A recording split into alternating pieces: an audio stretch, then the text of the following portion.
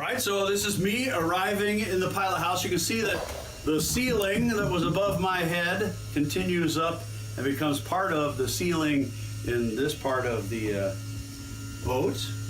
This floor will become part of the floor here.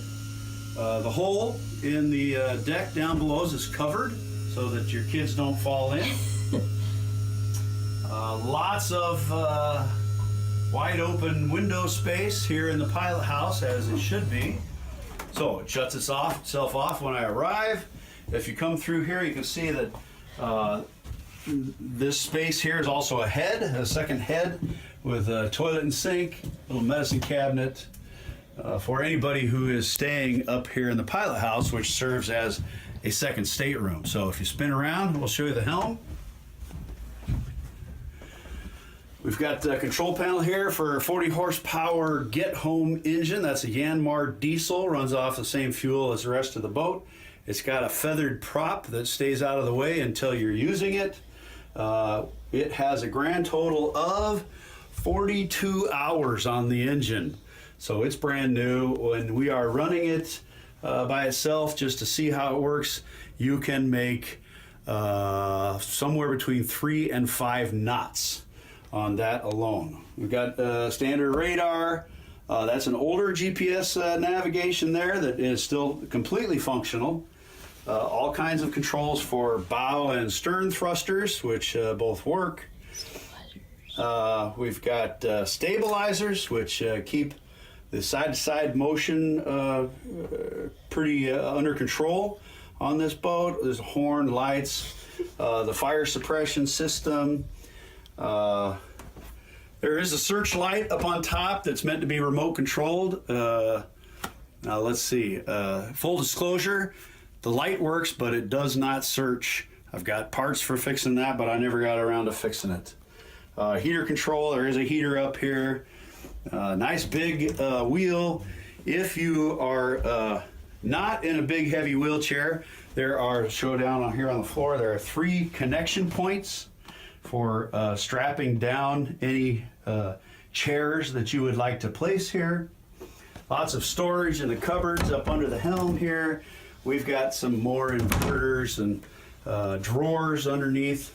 This here is a pretty up-to-date Ray Marine C90W GPS that's got, let's see, Alaska and Canadian charts loaded into it. It's just a little stand for your own personal computer if you want to have even some more navigational software on your computer. Like I said, lots of window space. You got a good view out the front, sides, and back. Let's go towards the back here now, Sarah. You can see there's another couch that makes into a double bed. Like I said, this is a nice stateroom for visitors upstairs with their own head, their own place to sleep and spread out. You can leave this bed pulled out and still get out the back door when you're underway or when you're on the hook, and also have a party. So let's go out the back door to the boat deck. This is a wonderful place for stargazing. Watching fireworks on the 4th of July. I'm good. I'm turning. Another full disclosure, the tender, this rib here is not part of the offering with this boat, but anytime somebody does have a tender, there's a davit there that's fully functional, hydraulic, runs off, the power takeoff comes off the main engine, and you can raise up and swing around your tender and lower it down into the water. It's really quite handy. Let's go back inside. Oh, you can see that there are deck boxes out here for storing whatever you want to put it. All right, going back in. And we'll just show you around the forecastle.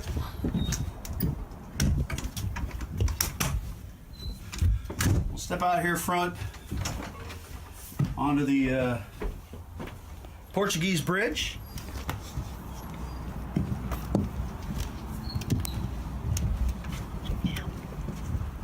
Have a nice little place to be out of the weather right here for a lookout. But further down here on the forecastle, we've got the hatch. It opens up down to the main stateroom. Got the hydraulic windlass for pulling the anchor. It provides power both up and down.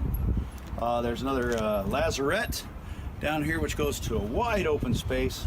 There is a collision bulkhead right here, so the whole front end of the boat could be smashed in and come off and the boat would not sink.